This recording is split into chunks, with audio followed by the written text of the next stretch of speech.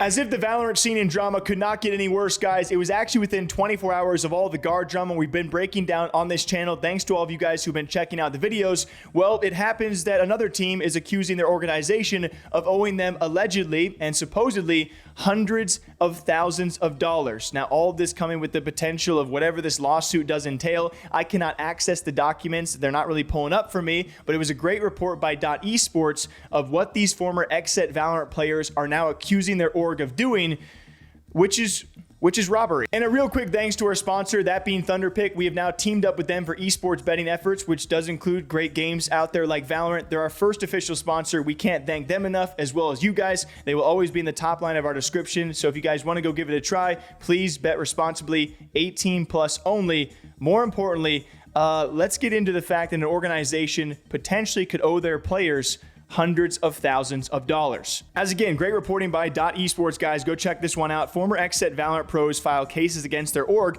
over owed champions 2022 bundle revenue, as 4 professional Valorant players and their coach have filed separate cases against the XSET organization in the state of California, seeking an order that would compel the organization to arbitrate disputes regarding owed proceeds from the champions 2022 skin bundle. This including Zekin, we got Cryocells, we got Aaron and Def, and of course their coach Sicko, all of which have filed separate court cases with the LA County Superior Court of California, alleging that XSET has gone back on its promise to pay the team members an agreed 50% of merchandise revenue, which includes XSET's share of the Champions 2022 bundle revenue, each case being filed on August 16th. So not only is this saying that they are owed or they were promised to be paid 50% of merch, but also including in-game sales. There have been those clauses in these esports contracts which include merchandise. This actually takes us back all the way to the FaZe Clan days, FaZe Clan versus Tfue, I believe, of what exactly is represented by that merchandise, right? Does in-game merchandise count as merchandise, which in this case, it seems the players think they are entitled to that 50% of that Champions bundle. By the way, you remember back to all of these bundles and the amount of money they have raised for these teams. Back in 2022, I believe we're talking around $16 million raised across those 16 teams, over $30 million in total raised, of which 50% of that goes back to the teams in VCT. Of those 16 teams, of course, taking 16 million, it can be presumed, if those numbers are accurate, that around $1 million of those dollars would be owed to XSET. These players alleging that in their contracts, they are owed 50% of that Champions bundle, where we're talking about potentially $500,000 here. And across those 5 or 6 players, you're talking around 6 figures each. This is obviously a very big deal, and they've each filed their court cases separately. According to the court documents, XSET has refused to pay any of the former team members their share of the digital items revenue. The documents also claim that XSET ignored a letter requesting good faith negotiations sent back in April of this year, leading to the arbitration process. The agreements between XSET and the team members explicitly detail the agreed upon skin revenue split. Quote unquote, XSET will share in-game skin or microtransaction revenue with the team in a 50-50 rev share. Each player and coach will receive 8.33% of all skin revenue sales. An addendum added in August of 2022 also details XSET agreeing to pay 50% of proceeds from in-game digital item sales to the 5 players and the coach of the Valorant roster, which includes all 5 plaintiffs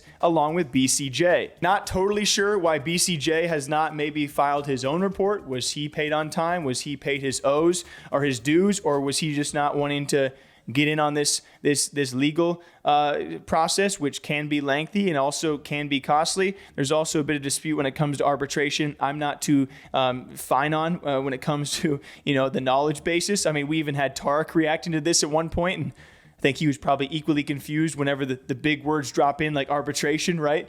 XSET lawsuit where? Former XSET Valorant pros file against org for owed Champions 22 bundle revenue. Wait, over owed? Oh, they didn't get paid money for the bundle revenue? XSET pulling a fucking scheme? Well, it's a rumor. Zekin, Cryocells, Aaron, and Def and Psycho have filed separate cases with the LA counties. What do you mean? Why are we suing them? Just show up to their door. Where's my fucking money? And then do the same thing Jack does to Ye. Break their kneecaps and take their elbows. Why are they going to court and shit?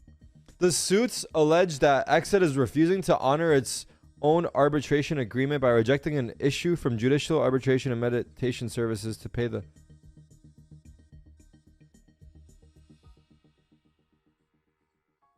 I don't know what the fuck this is talking about. Can we get a comment from XSET? But most importantly, I mean, we have the big details being these players are alleging they are owed 50% of that revenue share from these microtransactions and digital items, including the Champions Bundle. We are talking about probably 6 figures, if not higher than that, to each player here, hundreds of thousands of dollars. More so than that, we have XSET now responding and seemingly denying these claims. So it's going to become a he said, she said case, which shocker, right? As XSET said, unfortunately, no one reached out to us for comment before publishing an article. Esports has faced significant challenges during the last year and continues to find its footing as an integral part of the world sports scene. XSET has constantly sought to be a voice for change and growth in the space. It is a sad reality that contract disputes are part of any professional sports. Needless to say, we totally disagree with what was written in the complaint, and we look forward to proving that the contracts were not amended, as is now claimed. At XSET, we get up every day and work hard to support our players as they pursue their dreams in gaming.